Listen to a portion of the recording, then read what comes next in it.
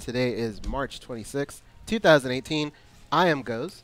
This is MMA Junkie Radio's pre-show, the show before the show. That's Megan. That's Dan. That's George. Danny's in New York. Let's get this party started. We only have a couple minutes before showtime. George, what did you make that face for? I missed whatever it was you did before that. I think that might be an expired 5-hour energy. It didn't taste. They don't taste that good to begin with, but that one was awful. Really? So did it give you like an hour's worth of energy? You don't drink the whole thing? No, I drank like half. Oh. Yeah. So that was left was the other half from the other day, or I don't know. I just turned around It and might you were be making from a year that ago. face.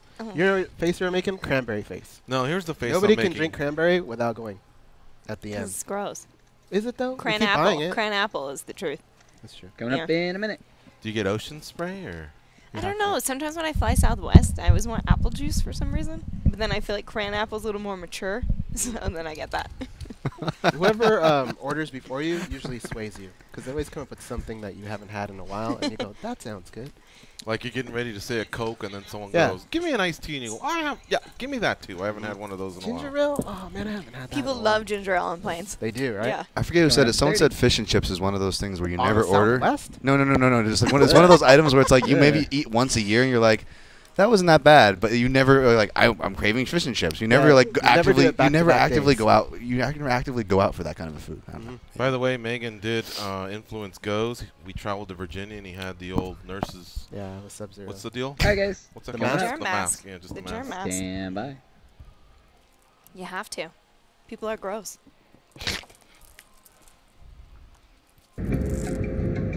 This is your captain speaking. We are making our descent into Las Vegas McCarran Airport. On behalf of our crew, we'd like to thank you for flying MMAjunkie Airlines. Now please fasten your seatbelts and put your tray tables in your upright position because the descent is gonna be a little bit bumpy.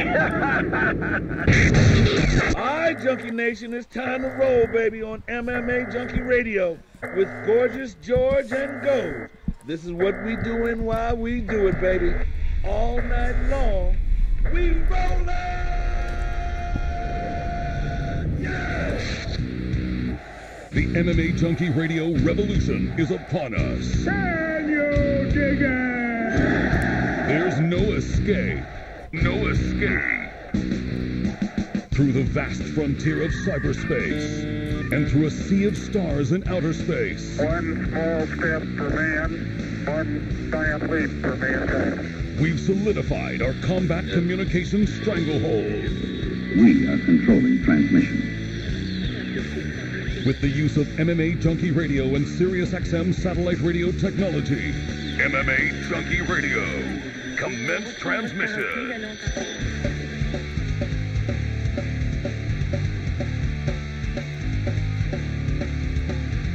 Live from MMA Junkie Radio HQ in the fight capital of the world, Las Vegas, Nevada.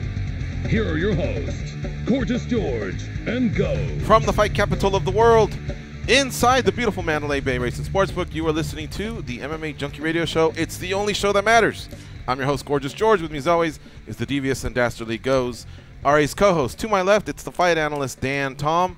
Becky's handling all the producing duties, Danny Otto. And our special co-host for the day, UFC host and reporter, Megan Olivi. Hi. What's up? Thanks for having me again. Yeah, thanks for coming by. Yeah, of course. I know that it's going to get hectic for you soon, so I figured this is the time to get some of those UFC employees and fighters, and or not really the fighters, because those I can maneuver through, but a lot of the others that work in our industry, notables I call them, that often are just jet setting. You know what I mean? April and May are going to be super crazy. So, yeah, this is a good time. Do you just have one suitcase identical to the next? That way when you get home, you just put one down, pick up the other one, and take off? Pretty much, yeah. It just depends on what I'm doing, but it's carry-on life. I never pack a full suitcase, so whatever I can fit in a carry-on is what I take for fight Oh, week. really? Oh, yeah. Wait, you're there, are you like a Tuesday, Wednesday? When do you show up? Well, it depends. Like Brooklyn, I'll be there Tuesday through Sunday. But you can fit it all in a Oh, yeah, I did the world so tour you're of an the carry-on. expert. Well, because they always lose everyone's luggage.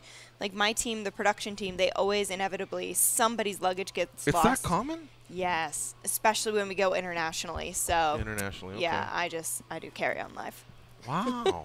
Okay, and I wanted to ask you, what's your shoe count up to? I know you're a collector Have you crossed into 3 digits, like 100 pairs easily? I don't know. We just moved maybe like 4 months ago, and we got a custom closet. And Joe and I we have like an insane amount for shoes, or an insane amount of room for shoes, and then we've already filled that up. So yeah, we've got issues. Joe and I. It's mostly you though, right? No. Oh, Joe comes strong on the shoe department? Oh, my God, yeah. Yeah. He probably has as many pairs of shoes as I do. I only see him in Birkenstocks. Oh, no.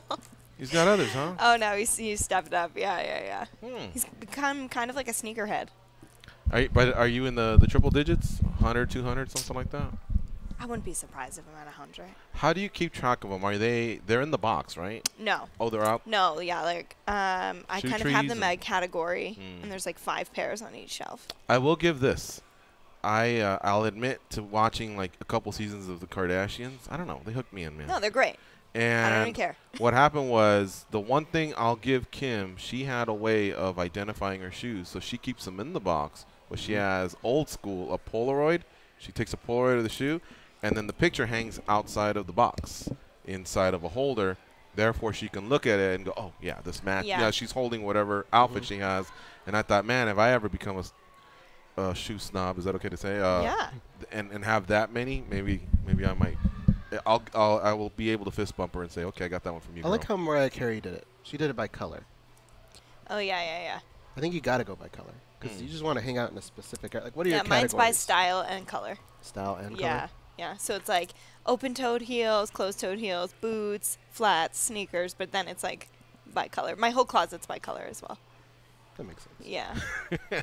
And what can you tell us? What's the most you've ever dropped on a pair? Have you done $1,000 yet? 1,000? I won't buy myself that, but Joseph's bought me some Louboutins that, No, worth it more than 1,000? Yeah. Wow, okay. Yeah. And is that just your personal choice? Like, you have your limits, or you feel like you can find a good deal? Are you a deal shopper? Oh, yeah, I love a bargain. Okay. Because also I have to wear so many different clothing items for work that I can't spend a lot, because they only get worn once or twice, because they're on camera. So I just don't typically spend a lot of money. But like after a fight or something, Joe will be nice and buy me some expensive shoes or bag or something. Yeah. All right. And so what were they again?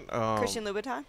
But is that like a boot or a heel or? Yeah, I mean they make everything. So traditionally. The one he gave you, the gift. I have a few pairs. Yeah, they're all heels. Yeah.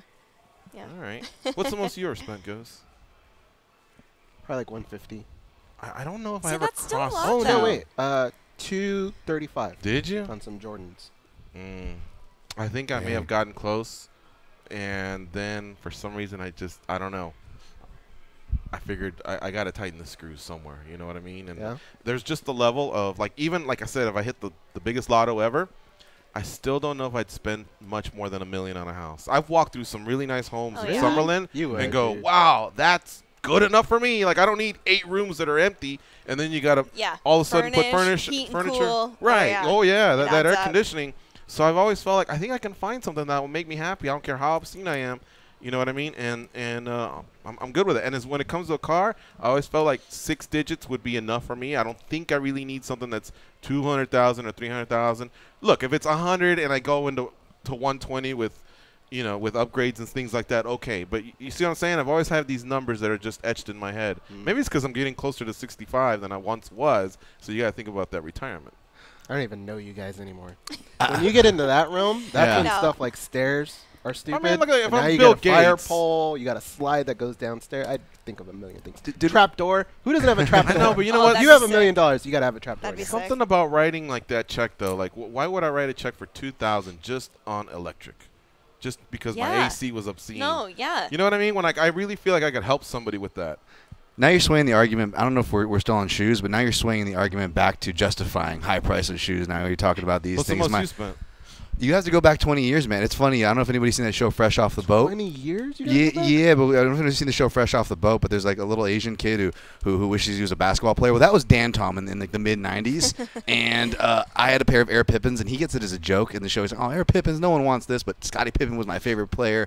So Nike made the Up-Tempo 3. I think it was like $112. And this is 1997 money, okay?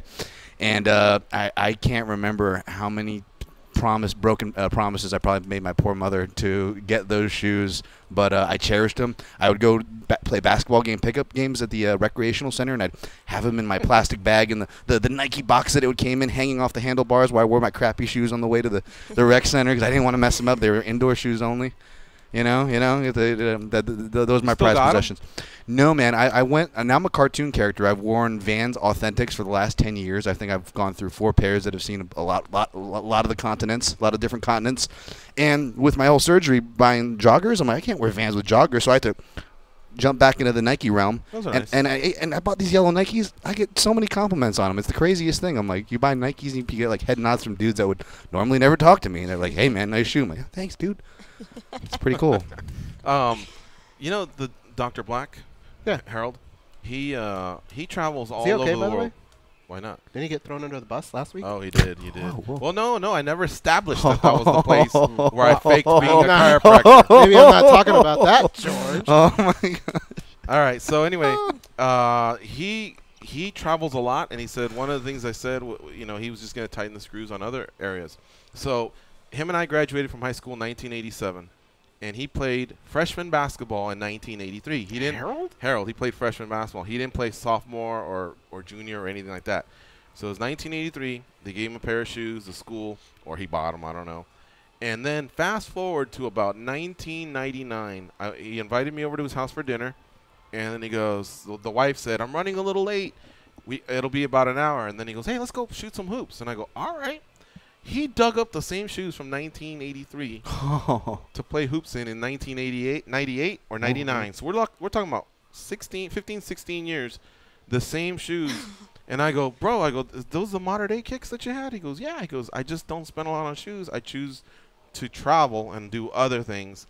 He goes, and I don't really play basketball very often. Wow. And here's the other thing. He still had game. I couldn't believe it.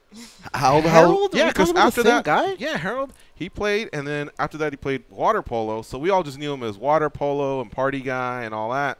And so when we were playing, I was thinking, I got this guy, And we were balling, and he still had his defensive, everything he had learned, all the basics. You know what I mean? Fundamentals. He had good defense, good feet.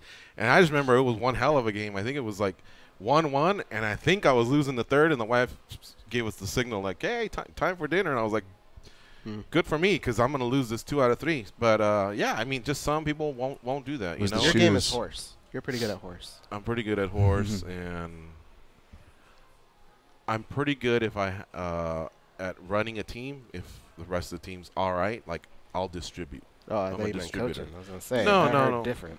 I'm a decent coach. You guys are being a little harsh on me. Megan, did you play any other sports in high school or any sports in high school? Yeah, I played softball like my whole life. I was a gymnast, but then gymnastics was really expensive, and my parents couldn't necessarily afford that because my brother and sister were both in private high school and then college. And your brothers were wrestling? Or brother was my brother brother wrestled, or wrestling? yeah. All right, okay. Yeah. And so I played softball then till I was 18. What position? Yeah. Second base and center field. Yeah. Center field, then you must have some skills. Athletes play center. Yeah, well, I was just small and quick, so yeah, it was fun. I loved it. What about with the bat? I could switch hit, so I usually batted lead off or second. Mm-hmm. Yeah. Steal bases? Oh, yeah. You had wheels, huh? Bunt, I could bunt. That was like really my specialty, is that I could just switch bunt too, which really threw people off, especially if you're like the first batter of the game and then somebody's bunting from lefty. They're just like, what? Yeah, so it's fun. Then gymnastics. Oh, that's why you have that love for the Yankees and you follow it. And yeah, I mean, I definitely grew up. That was like my brother, my dad, and I. That's what we watched every single day. Back in the day, the Yankees didn't have the Yes Network, so they were just on regular television for us. So I think it was UPN 9 first and then WB 11. So we'd watch every single game. Yeah, go to them all the time. Yeah, it is my first love for sure. I was watching last year the playoffs, and you could just tell by Twitter when people's hearts are being broken in the postseason. I saw you, and then Goes' Dodgers went down in the World Series, and I was like, oh, because it's such a long season to get there. Yeah. And then you just got to retool, and the Baby Bombers did so well too. You know what I mean? It was kind of a team of unknowns. So this year we've got a murderer's row. So I believe in us. And so who are the power hitters? Judge, and then did you get that? Giancarlo Stanton? Yeah, Stanton. Wow. Yeah. Who else? Is that it? No, we have Gary Sanchez is a really great hitter. And then you've got like veterans, like Brett and stuff. So I think they're going to do really well That is this a murderer's year. row. Yeah, and then Aaron Boone is the manager this year, which is so fun because I remember Aaron Boone hitting like Against crucial Boston? home runs. Yeah. Yeah. So I was so excited because the Yankees are home during the Brooklyn Fight Week. They're all like 10 a.m. day games. So, of course, we all have work, so we can't make any of the games. I was bummed. Yeah, well, 10 a.m. in New York. Yeah. But we all have like interviews and Fight Week stuff going on during the Okay. day. That there's no way we could go to the Bronx and then all the way back to Brooklyn in time. Yeah, all right. No, I was going to say, I know over here a lot of that stuff's around noon, so I thought that stuff would be around 3, but you guys have the different. Yeah. Yeah. What are your duties? You land, and is anything happening on Yeah. Tuesday, or do you get to unpack and unwind? or No. I go right to work. off and running? Yeah. So it just depends on how many people are available that day. We work really closely with the PR team to schedule different sit-down interviews with, all the different fighters on the card. So sometimes it will be a one-on-one with me. Sometimes it will just be getting answers from the fighter. But no, Tuesday is a big day because they try to make their schedules so that they arrive, they know they have to do things like a weight check and get all their paperwork. So they kind of try to get a lot of media in there for them. And then on Wednesdays, they'll just do their phoners. Sometimes they'll have to do the photo and video on Wednesdays. They just try to kind of load the front of their schedule so that when it comes down to Thursday and Friday, that's just weight cut stuff. So there is usually some sort of publicity event on a Thursday, but their workload will be a lot less than it will be on a Tuesday or Wednesday. I do prefer their media day to be on Wednesday as opposed to Thursday Yeah. because I've seen a few of the fighters sucking on ice Yep. or just looking drained. It's So I don't know if they do it according to how big the show is or the availability of Yeah, venues. there's a but- lot of factors, but I agree with you on that. It's the quality of their answers is so much different on a Wednesday as opposed to a Thursday. The same as when we have like the pre-weigh-in in the morning and then the ceremonial in the afternoon. For a couple of shows once in a while, we have to just do that official weigh-in and still get the interviews there. Like that happened in Perth. And to go back to those days where, we did do interviews with guys right off the scale, you forget how kind of terrible it is for them. So you can always tell that there's a huge difference in their attitudes and their ability to speak more on things and answer questions a little bit better when they've had those 6 to 8 hours to rehydrate as opposed to like straight off the scale and asking them about their face-off. Not that things don't get intense no matter what during ceremonial, but it's just different. Yeah, because in the old days, they're literally stepping off the scale, and they may have had a pushing incident, or they may be reacting to someone just missing weight, so all their thoughts are fresh. So that's a positive, but you're right. You're getting better answers. Yeah, for the sure. other way. Yeah, well, I always try to say like, hey, rehydrate, drink, take a few minutes, because I also don't ever want to put them in the situation where they're like, well, I didn't have a second to, calm down. So I always try to say, hey, it's not a rush. Even if it is a rush, it's just take care of yourself first and then come answer the questions that you know are coming. Did you like Perth? Yeah, I like. Does it rank up there with some of the nice cities? Or? Yeah, it was nice. It was just really long to get to. It takes about 30 hours from the West Coast. Give me the legs. So like LA? Vegas to LA, which is obviously very short, but then LA to Sydney, which is like 15 hours, and then Sydney to Perth is almost 6 hours. It's the equivalent of New York to LA. There a layover? Yeah, of course. Yeah. How long? Well, I had a really quick layover in Sydney. I almost missed my flight because there's all this construction at the Sydney airport. But I think I had 2 hours in LA and 2 hours in Sydney. Some people had 8 hours. Yeah, because basically you have to go through Sydney or Melbourne. So it was cool. Perth was very cool. It was pretty windy for us. And they have like a shark problem. Yeah. So this is the first time we really got like a whole day to be tourist. So a bunch of us from the UFC all decided to have a beach day because that's rare for us. But that day, the cover of the newspaper was about like the shark issue and asking the governor, or I'm not sure of the official title, like, what are you going to do about this? So it was like, oh yeah, maybe we'll just like go into our ankles. Right. So, yeah, it was cool though. Really, Australia is always really fun to go to. They have great crowds for us. You know what always gets me? It's so simple too. Is just when they in between fights, they'll just pan, and it's either a drone or a helicopter that shows the coastline, and you just go, "Wow, that's beautiful." But it isn't until you ask somebody, "So how is it?" And then they tell you, "Oh, the people are cool, or the people are rude. The food is great. The food sucks. This, that, whatever." That's why I was asking. But you know, the coastline looked beautiful, and it looked like a really cool city to check out. It was cool. It was kind of like a Sydney and Melbourne mixed. I still think those cities are a little bit more established because Perth is the most isolated city in the world. So The world? Mm-hmm. Wow. Yep. So So the next big city is far? Is that what that means? Okay. Yeah. And so I think, Sydney and Melbourne have a little bit more to offer, but everybody was super nice. They were so grateful for us to be there. They knew their stuff. Like, we were walking through a park and they kind of stopped us and knew all of us. And so it was cool. I mean, I definitely think that we'll go back. Yeah, it was fun. Australia is always a great country to be a part of and visit. What do you do for those 15 hours? How many? I mean, even if you get a great night's sleep, let's just say you're a great sleeper, that's 8. Yeah. What do you do the rest of the time? Study? Yeah, yeah, for sure. So I always do like where you can bookmark pages, no matter if you have internet or not, where you can go back and read them. So I always, before I take any flight for a fight week, I just bookmark a ton of articles to just reread and make sure that my notes are up to date and stuff. So I usually do that and then just try to watch a movie or something. Okay. It's not fun, you know. What kind of movie? I like comedy. Like Comedy on a plane? Yeah, because I get like super emo anyway about movies with feelings. But then I heard, and I guess this is true, that when you're on airplanes, your emotions are actually like somehow messed with from the altitude or something. That's true. So yeah, I sometimes. didn't know that. Yeah. Mm-hmm. Yeah. I cried. I remember I found this out, and it made so much sense because like a year after I found this out, I was watching like some movie. I think it was like Hillary Swank, like teaching kids, like underprivileged kids, like, and I was remember crying, like, she believes in these kids. Yeah. Like, I was like, what's wrong with me? Like, what am I? Yeah, I cried during my Big Fat Greek Wedding too. Not Part emotional. 2? Yes, not an emotional movie. And the flight attendant was like, "It's okay. It's because you're flying." Can you give me a blanket and a crayon Yeah, apple? yeah. So I've actually heard that from 2 flight attendants, so I believe that it's true. So I just try to watch something funny. But then I'm like the obnoxious laugher too, and Joseph will always be like, "Stop!" Like, sorry. Is it one big burst like, "Ah!" You know, or are you No, like I'm not like cackling? loud like that. I just like can't stop laughing. Once I think something's funny, like it's funny for an hour. Yeah.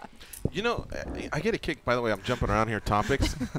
I get a kick out of John Anik's laugh. Have you Out of noticed John it? Anik's laugh? Yeah, that's all it is. Yeah. So when he used to live in Vegas, he'd come in, and every once in a while we're doing our stuff, and then I'd crack a joke, and I'd get a ha. And so I always thought, oh, that's a So courtesy brief. laugh. This No. the joke must have That's his real sucked. laugh. But now in watching him, that's all he gives you. Yeah.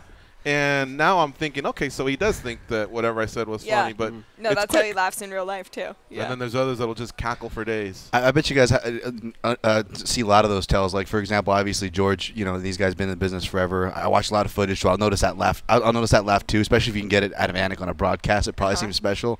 But do you guys notice those little like quirks about each other and like even poke at each other for fun, or With Joe and I? in general, just working? Oh yeah, you and broadcasters. Joe too, or broadcast in general, people you work with. I Like, think we all kind of know like our ticks and just like this person's gonna come super late, so don't get in their way. And this person wants to tell you every single thing that has happened to them since the last time you saw them. So yeah, it's just kind of like a family where you have to say like, okay, that's my crazy uncle, or that's like my aunt who loves to talk. Yeah, we definitely have that relationship with one another because it's not just the pay-per-views, then it's the big Fox shows, and then once in a while the FS1s that we're all working together too. So we are together all the time, you know, so we definitely have those tells and we just kind of have to put up with them. With as big as the roster is, you ever have that moment where you just forget about someone, you go and you maybe introduce yourself and they go, yeah, we've already met? No. It's big enough Like- where I don't like think with you would fighters? get with fighters, yeah. No, traditionally not. I try. I mean, No? I definitely try not to. I mean, it's cool for me to watch like somebody I will meet for the first time who maybe's not on the roster yet, but they're cornering, or like you know, they have a teammate who's maybe a bigger star in the UFC who brings them along to show them the experience, and then you see them on the roster, you know, a year or two later. That's always really neat for me. But no, I try not to make a fool of myself. How long does it take for you to unwind after a card? A while, a few hours. Like, I can't go right to sleep at all. I mean, I'll get home a couple of hours after the show ends, and then it'll take a couple more hours to be able to, like, decompress and turn off. Yeah. You ever done a card sick? Yeah. Actually, Chicago 2 summers ago, I actually had to go to the emergency room right after I was working. Dr. Davidson was basically, he wasn't there, but I had called him. I was like, I feel like I'm having a heart attack. And he was like, go to the emergency room right now, because I had all these crazy symptoms. And I was flying so much that I had some issues with, like, blood clots and stuff. Oh. Yeah. So it dissipated in my body, and then it turned in, I had something involving my lung. But I actually worked through, like, this incredible amount of pain. I didn't even tweet. I didn't tell anybody. This is the first time I'm even, like, saying it publicly. Went to the emergency room. Immediately after, thankfully, we got to go to the same hospital that was going to take care of the fighters the next day. So they got me in right away, and it was, like, pretty serious. I had to, like, drink dye, or did I drink it, or did they inject me? I had to have dye in my body so they could see exactly where the problem was. Wow. Yeah, and then I still probably shouldn't have worked, the next day, but I did because I had to be a trooper. Remind me to tell you a blood clot story after. Yeah. Yeah. Well, we lost a listener that's dear to us. Like, he literally tuned into every show for 10 years. We got used to his voice. His name was Rick from New York. Mm-hmm. And we lost him just about 18 months ago. But it was a blood clot, per se. It had another name, though. But everything you just said, clot in the calf, and something shot up to the heart. I'm not sure if it was through the lung or through the heart. I apologize to Rick. But it was told to me, and then I recently had a surgery, and I had to take aspirin every day. Same thing. When I just hear clots, I'm like, oh, my God. Can you imagine how quick it could just end for one of us because of that? Well, we fly so much, it's pretty crazy. We all take pretty big precautions. We wear, like, the compression socks or compression pants because that's something that you're supposed to do if you fly long distances. But I also I'll take a baby aspirin before I leave the house on the plane, and then when I get to my destination. And you have the mask. Well, the mask is for 15 drugs, hours. for sure. Yeah. Oh, yeah. Oh, yeah. People are gross. Once you, like, listen to the amount of coughing and sneezing that happens on a plane. Yeah, and you know who's even grosser than people on a plane? The stewardesses. I was reading an article. They're grosser? Well, Really? no, but if they're sick, they can contaminate 4.5. I don't know why they said that number. It should have just been 4 or 5 people on a flight and get them sick. Versus someone who is sick, they usually know it, and they'll hopefully only get maybe, I think it was 1.8, so let's call it 2. So what you don't want is a flight attendant to be sick. And they were saying you can ask for one of them if you really feel that she's sick, and hopefully they'll be honest about it. The others are supposed to cover, and they'll send them to the back. And I was also reading the least chance of getting – did I send this to you? No. I thought it was a late Yahoo link I sent you. The window. Yes, I'm a window guy, is the least likely to get sick. Oh, That makes nice. sense. Well, you should just Clorox your seat anyway. That's what I do, no matter where I'm going. You're Niles Crane, really? Yeah. You do no, all this? I Clorox my seat. Well, I fly so much, and I can't get sick. Yeah. So if I land and I get the flu, like, I can't interact with fighters.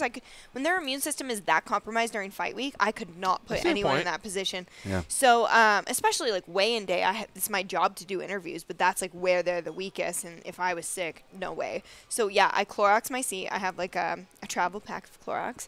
Clorox my seat. I get a water, fill it with emergency, and then I wear a mask the whole time. I mean, I'm talking like the headrest, the tray table, the arms. If I'm in the window, I Clorox the whole side. Oh yeah, I'm a psycho. Yeah, I was just talking with I Ghost. love it. Whatever's going around Vegas, I don't blame her. I'm headed that way. One, just because a different kind of beat, but if we all have jobs that we can't afford to miss a day. You have to think about things like this, right? And then we're just talking about Vegas. All these things kind of going around and whatnot. And I recently had something that takes steroids for a throat thing that was going around. You hear all these things, and like I went to my doctor. I'm like, this is crazy. Like you go back 8 years for me to have a flu or anything wrong with me. I have a crazy immune system.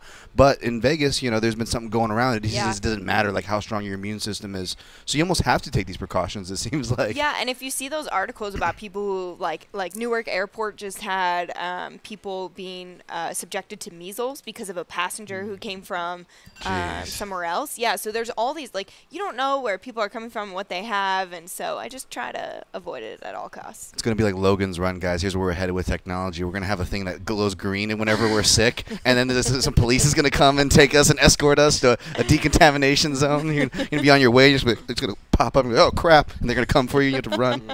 I want to hear about the compression pants. I've heard Yeah. about the socks. I Yeah. got them from my mom once. I thought it was more of an older person thing, but I want to hear from it. We got to take a quick break. Sure. You're listening to MMA Junkie Radio on SiriusXM Rush 93.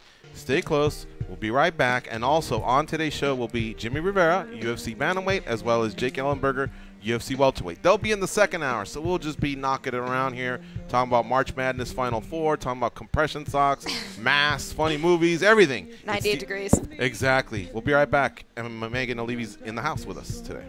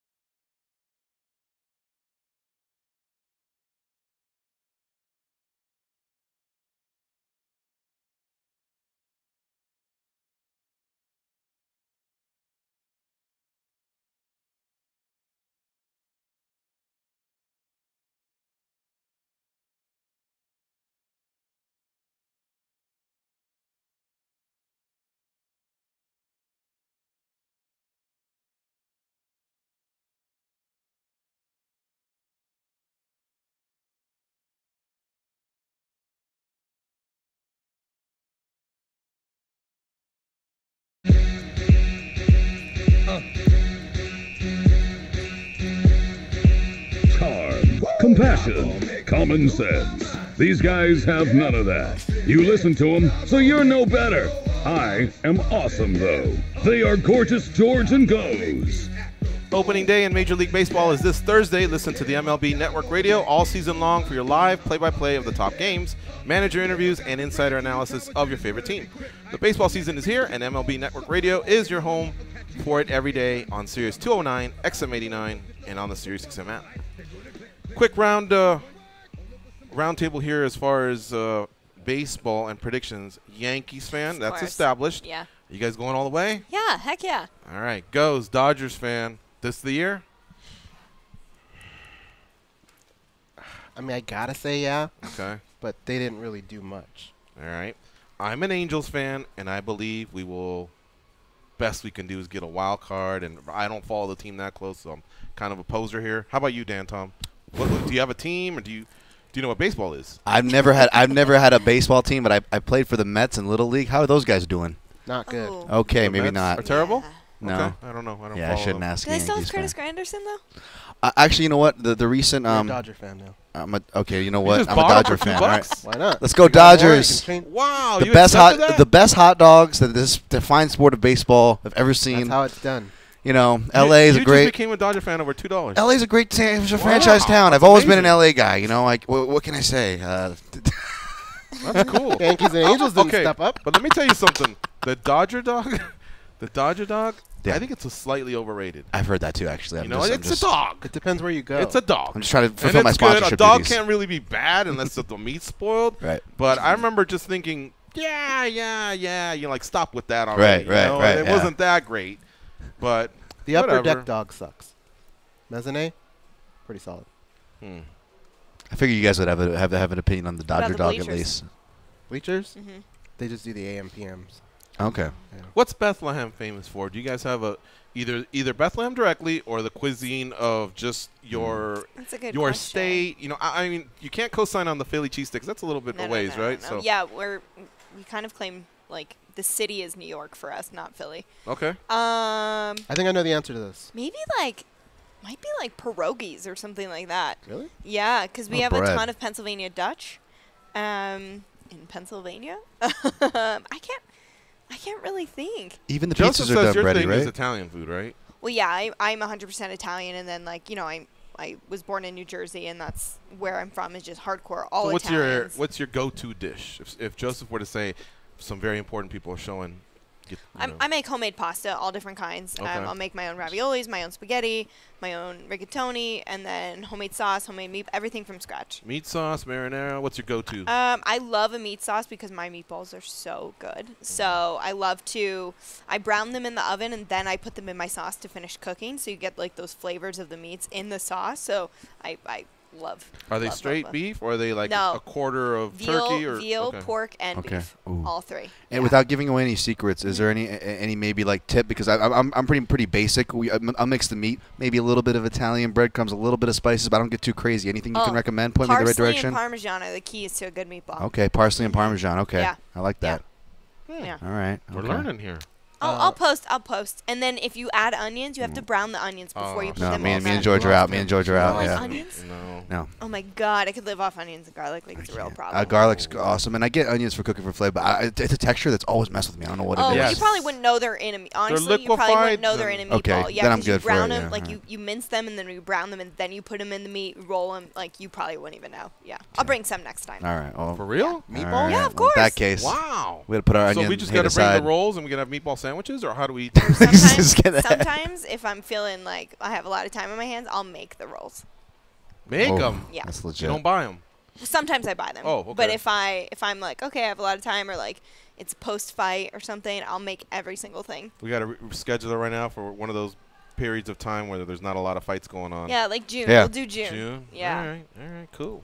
Hey, I think Bethlehem is known for Yingling Lager, right? Isn't like their Yingling. Yeah. The oldest lager, American lager, right? Oh, I have no idea. I don't Apparently, drink. apparently it is. think Apparently, it's the so. oldest American lager. But yes, we do have Yingling. I didn't know that was really like a thing. Was it our guest? What was it recently? You dropped to 205 from Bethlehem. He was saying something about the pizza and the dough there. Something they do different. What was Sam Mark Aljam? Henry. No, the Zach fighter. Makovsky's from Bethlehem. Yeah. Wasn't We went it, to the same high school. Wasn't it Mark Henry was talking about pizza? It was the Well, same I mean, day as him. New York is Yeah. like we have. I say we because I used to live there, but New York has good bagels and pizza because of the water. Yes, So yes, that's uh-huh, like a yep, huge yeah. thing that people can't replicate. And then Yep. there are some bagel spots across the country that will bring in water from New York to make their bagels every day. And Jersey apparently has the best tomatoes from what I hear. But either Yes, regardless, Jersey the soil tomato- is just different tomatoes there. and corn. Yeah, that's why it's Yeah. the Garden State. The best produce Yeah. for sure. Yeah. All right, I want to go back to something. Anik's notes. I was reading some stuff on John Anik, and you know those little crib sheets he's got, his notes. Mhm. They're in different colors, and he says it takes him. He says it's very exhaustive. He goes, it doesn't matter if the fighter recently fought 3 months ago. He goes, he'll do a new sheet on Yeah. him, and he says it's very exhausting, but it takes him 8 hours to get through a whole card. How about you, Megan? Yeah. Do you have a certain prep or certain notes as well that similar to that or your own Yeah, style? for sure. I mean, mine obviously differ from Anik's because he's got to call the entire fight. But no, so basically what I do is I keep a running document for each fighter I've ever worked with. It's just on Word, and then I update it every time they fight. So that way I don't forget the older stuff, because sometimes if somebody fights, 6 times in 2 years, you might forget what happened or what storyline was driving that first fight 6 fights ago. So yeah, I try to update it, and then the thing about fight week, it's really important. I think John does his on like Friday nights, because Thursday nights are the busiest for me. That's where I do a lot of heavy lifting for the broadcast on Fridays. So Thursday nights is where I'm making sure I'm getting all of my quotes in, making sure I'm talking to coaches and fighters. If I think an article quotes a fighter or a coach saying something that I'm not sure they actually said, I'll go double check it. But I've got running documents that continue like for each individual fighter and then for each event. When the storylines of that event are like, we're going to Brooklyn, that'll be our second time, just all the kind of stuff about New York City and fights that have happened there. So yeah, it's I mean, it is hours. People think like, oh, you just show up and somebody tells you what to say. Absolutely not. Like no one is telling us or advising us on storylines or anything. That is all up to the person that you're seeing on the broadcast. So it's up to me to make sure that I'm as informed as possible to get the best I can out of each athlete. Brian Stan used to say that one of his favorite spots, you know how they talk about corporate America, all the gossip goes down at the water cooler? Well, for him, his little spot was, I think it's when the fighters come in and initially weigh in. Yeah, Tuesdays. Yeah, that was a little spot he had picked out, and that's when he would find out, did you switch camp? Did you switch coaches? Has anything happened in your life? Just had a kid or whatever, got married? Yeah. Do you have a certain spot? Like you said, sometimes you have questions, so do you just pick up the phone, or is there a certain area where you get to a lot of these people? Yeah, so I don't do the phoners. I'm pretty sure Anik and whoever calls the fights now get phoners on Tuesdays if they're not there. Since I am there, I just try to hang around the workout rooms. Check-ins are always really good, but there's also a lot going on during those times. So Brian Stan demands everybody's kind of attention and respect, and he can grab them and do whatever he needs. But Wednesdays, especially if it's media day with a bigger amount of guys on the card, that's a great time because they're sort of expecting you to ask them all the questions that day. But also something that's really important for me is to go to those official weigh-ins in the morning. That's where you can see a lot of storylines unfold, whether it's beef between people or, hey, he looked great, he was the first one in line to get on the scale. And you can always talk to coaches and teammates there because they're just kind of waiting around until their guy gets on the scale. There's not a lot for them to do at that point. So I think that's probably where I get the most information is when I'm there for that official morning weigh-in. Okay. And then give us a little insight. When they're having the weigh-in show, it seems like you guys revolve and take turns and say a little bit about something as they're walking out. Do you guys like almost have a draft? Like, I'll take Nurmagomedov and I'll take so-and-so, or do they tell you who you're getting? They tell us. Yeah, we don't choose. I mean, on a rare occasion, like if Dominic Cruz is working, he'll say, hey, can I have Jeremy Stevens? Something like that. But I don't ask for anybody. They just give it to us like on a Tuesday or Wednesday. They say, hey, here's who we'll need you to talk about. And then you'll just know you get 8 to 12 seconds to say whatever you can possibly say about that fighter that you think is the most interesting or the most appealing for the audience who's watching. Is that usually stuff you come across that week or stuff from their past? It all depends. Unfortunately, sometimes for like a fighter who's making their debut from Brazil or Poland, if they don't do a lot in English, we try to get articles translated or interviews translated. But if you can't, say they maybe haven't done any media, you try to work off their bios so that you can determine a little bit earlier if you don't have the ability to speak with them. But traditionally for me, I'll get all that information on Wednesday or Thursday before I say it on air on Friday. But a lot of times I've had things happen on Friday morning where I'll just say that stuff on air, or you'll notice something that they're doing in the seats before the weigh-ins start, and you'll kind of like, talk about that a little more. I remember at MSG, Joanna and Rose somehow were allowed next to each other right before the weigh-ins, and Joanna was right in her face and yelling, and Rose just stood there like pretty quiet. Behind the curtain?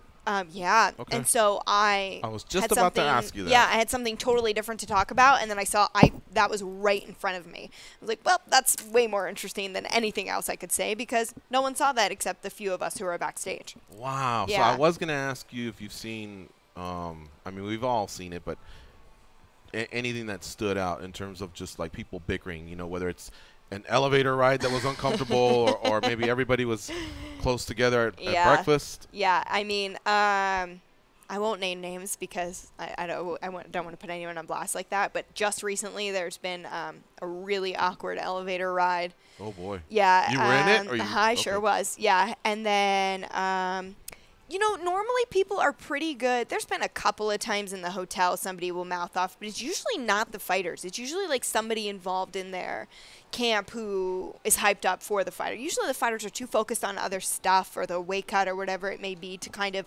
care at that point, truly. But yeah, there's been some moments backstage where you're like, oh my God, okay, let's separate them for sure. Of course, everybody knows, like, the one time Cody and Dominic Cruz's camps kind of collided. I didn't know that one. Yeah. I think there were some articles about it too. UFC 199? No, it was the one here in Vegas in December. Oh, okay. Yeah, so there's just some people who have to hate their opponent too, so you kind of expect it a little more. But I'd say backstage at weigh-ins is where you see the most of that. Wow. Yeah. And to finish out the Joanna Rose, was it similar to when they were publicly facing off? Yes. Where one of them was mouthing and the other one was, what was she saying, a prayer? Or Yeah, the Lord's Prayer. Yeah, it was exactly like that. Yeah, and so that. How calm and cool is Rose, right? They're honestly, I love both of them so much. They are the coolest chicks ever. Like, man, our whole roster is just full of like super awesome people, but those two girls have always been, since day one, just, if you talk to them in the hotel or you bump into them on the street, they are just the coolest, like, most caring individuals you could imagine. Then they go out there and they're straight killers. So it makes it really fun to know the other side of them because of what you see in the octagon, and then you're like, oh my God, but they're so sweet, and they're showing me pictures of their dogs or whatever it may be. So yeah, it's cool. I love Joanna's wink after she tells you something. She just gives that little wink. You go, yeah. All right. You're like, are you going to kill me or do you love me? I can't tell. Man, Rose is a gangster, though, because she really keeps quiet and cool and either says the prayer or whatever, and just doesn't let her emotions or her blood pressure or anything rise. You know what I mean? She just stays level-headed. And it's weird because she always talks about how hard it was, in Milwaukee, and she's the thug. And so you would think she'd be one of those where, hey, you just invaded my space, boom, and yet she's able to stay collected, you know what I mean, and wait for fight day. Yeah, that's got to be insane. I mean, just the emotion span, in general kind of stands out. That's definitely like a top 10 face-off you're talking about. But as far as like the emotions and scales, one thing that else sticks out to me now, I don't know if it was both of Luke Rockhold's last fights, or maybe just one of his. But you obviously you do the post fight interviews after the weigh-in, and obviously the fighters know that it's part of the deal, the media. And I don't see anybody getting upset at you. It's your job. But I bring up Luke Rockhold just because that was one where you could see you have a guy visually is an arduous cut, right? You have that, and then like you said, emotions and things can unfold, storylines a day of. So you had that going into it. How do you juggle that in the real time? I mean, that situation was one where we didn't have a morning weigh-in. They just weighed in at that, and so he came right off the scale on weight, coming to see me. Yoel had missed weight. He didn't know what was going to happen with the fight. There was a lot going on. I wasn't offended in the least by Luke's behavior. A lot of people were tweeting me like, I can't believe he did that. I thought he was fine. The guy is hungry and thirsty and doesn't know if he's actually going to fight, if his opponent's going to, be able to make weight or be able to move forward. Like I said, my thing is always giving them a moment. they know it's a part of it, but it still doesn't make it any easier. So I'll just say, hey, do you need a moment? Do you want to go sit down, drink some water, cool off, talk to your team, and then come back to me? Because there's no point of rushing them into an interview if they can't have their thoughts collected. If they hear me but they're not listening, what's the point of getting the interview then? You know what I mean? It does nothing for the broadcast. It does nothing for them and the message they want to get out. So for me, it's just about like knowing how to balance our fighters. Some are more emotional. Some, they're just like, nope, I want to get it done right now. And so that's the other thing. So it's you have to know them on a more personal level and be really observant to their individual needs, because they're all really different. And I think that's why they like doing interviews then, is because they know, okay, she's not going to try and, mess with any of these things here. Right. All right, it's break time. You're listening to MMA Junkie Radio on Sirius XM Rush 93. Stay close. We'll be right back. We'll take some calls. 866-522-2846. It's MMA Junkie Radio on Sirius XM Rush 93. Megan Olivi in the house.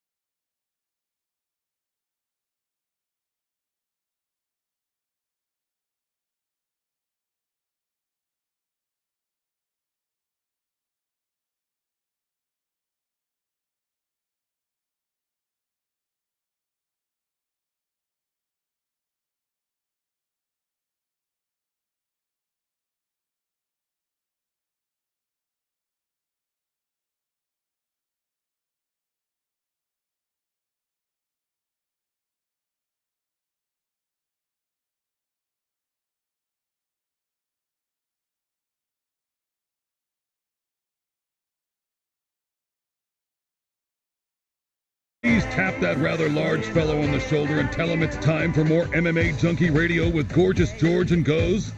Thank you. The Pac-12 now has a 24/7 home on Sirius XM.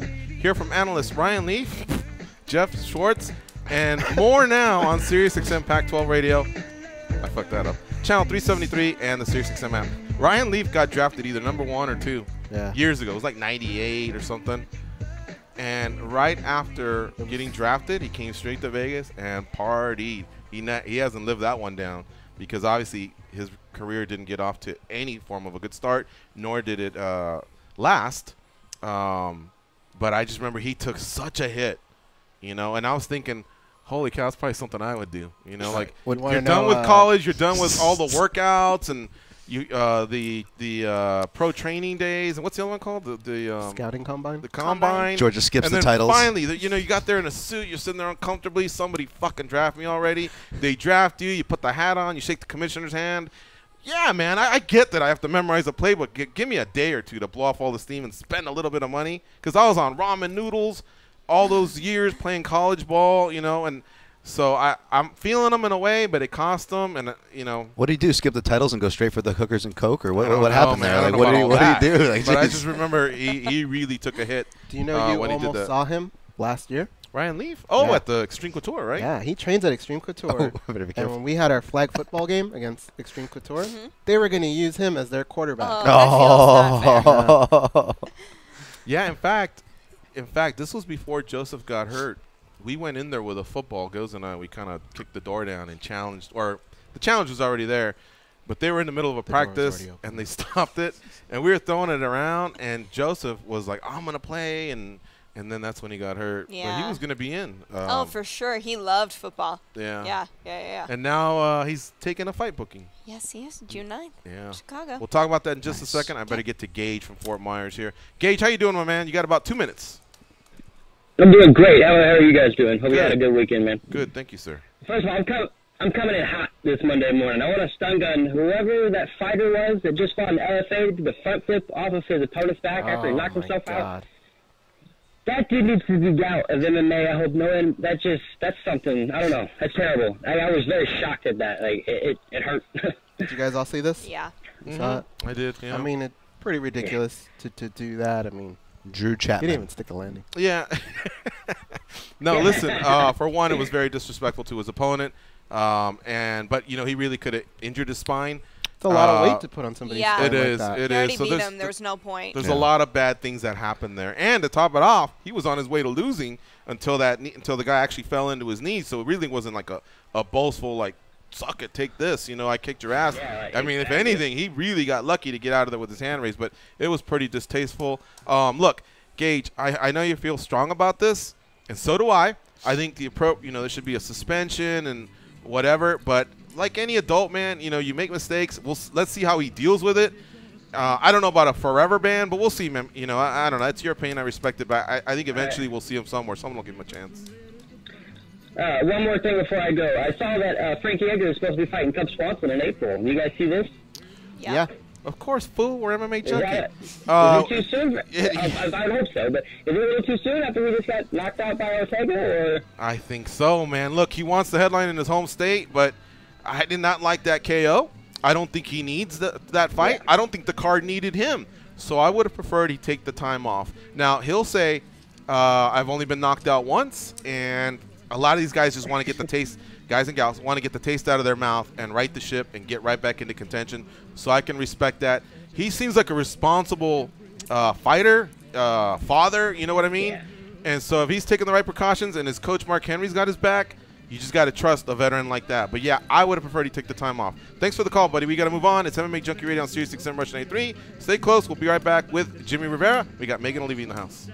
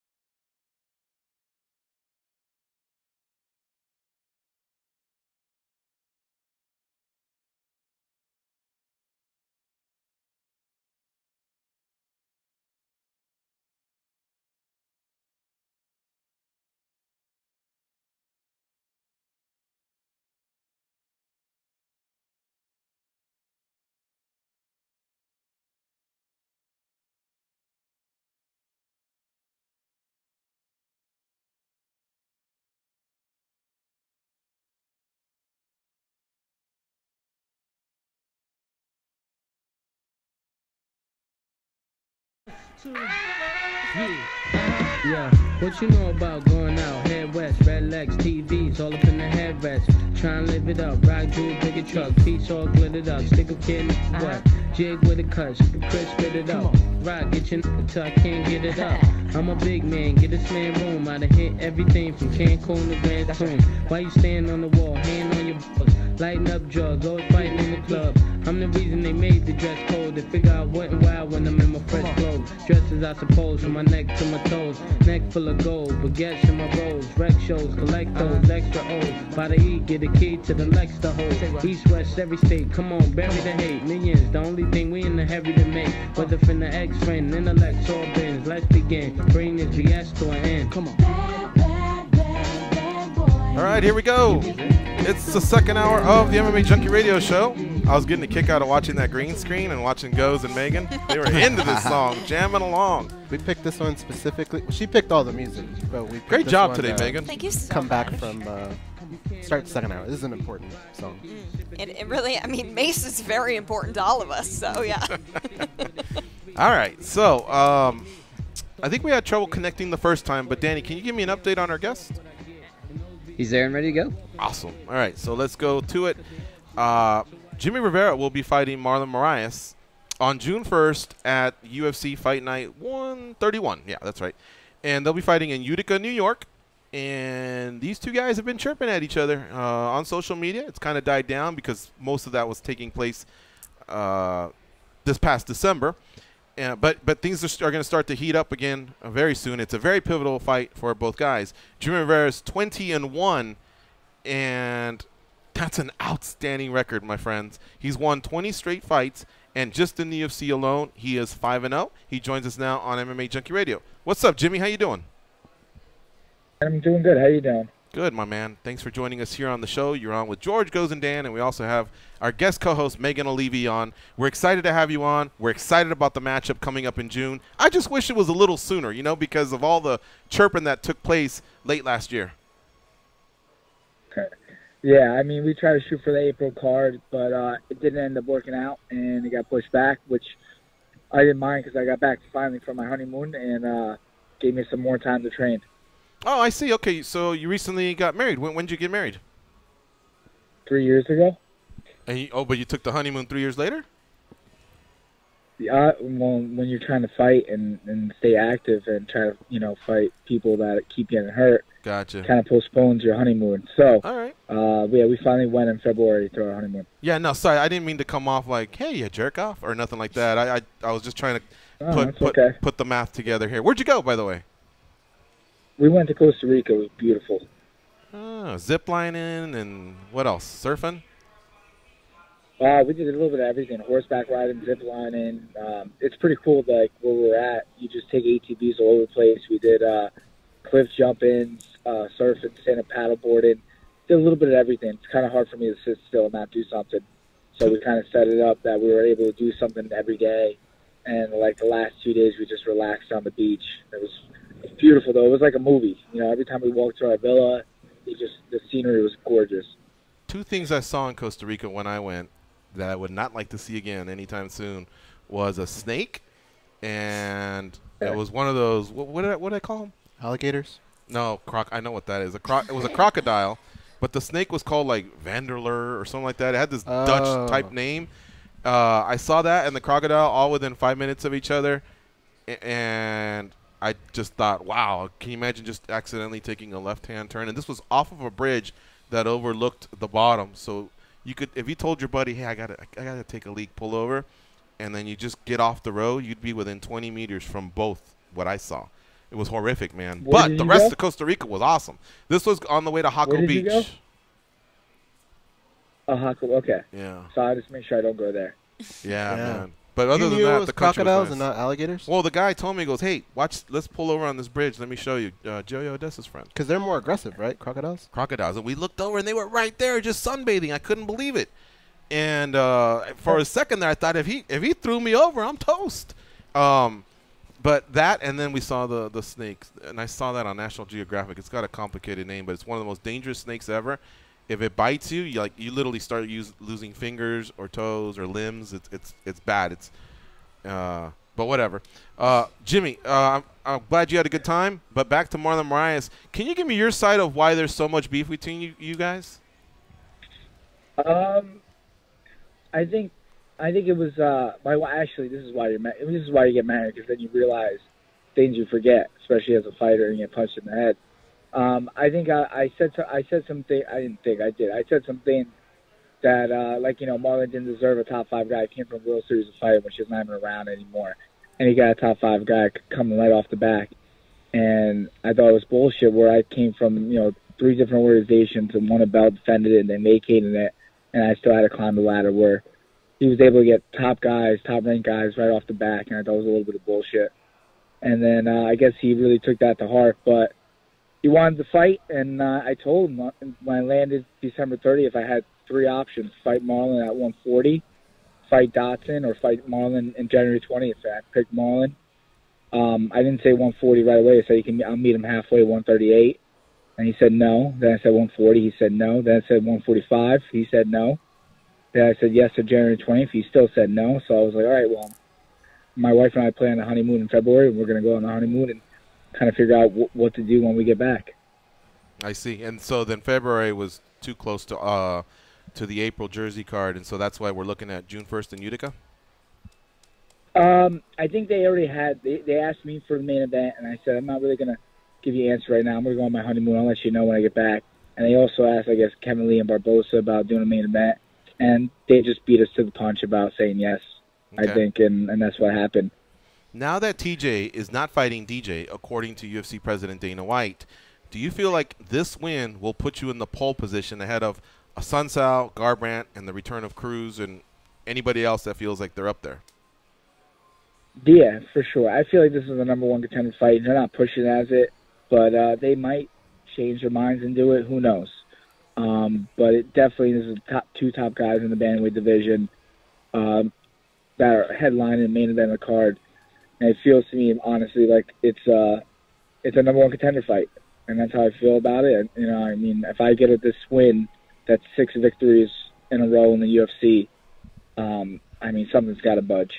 With wins over Almeida, Faber, Alcantara, Munoz, and even back in the day, Brian Kelleher, who's now making some noise again. Mm-hmm. Jimmie Rivera, our guest here on MMA Junkie Radio. All right, Goes, what do you have for Jimmie Rivera?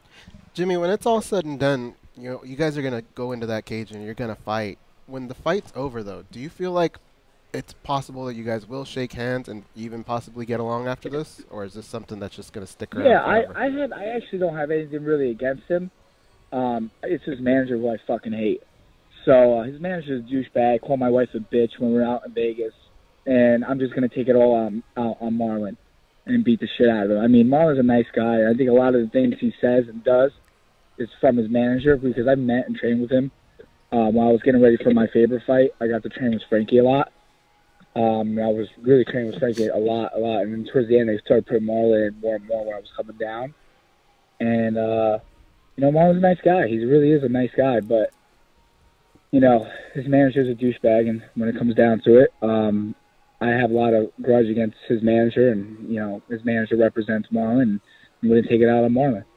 You've never seemed underprepared in a fight, but is there something, too, when there's this type of motivation, pulling out even another gear of Jimmie Rivera? Yeah, it got personal, you know what I mean? Fighting's business. At the end of the day, like my last fight was on me. He was very nice and very nice to me. I was very nice to him, cordial.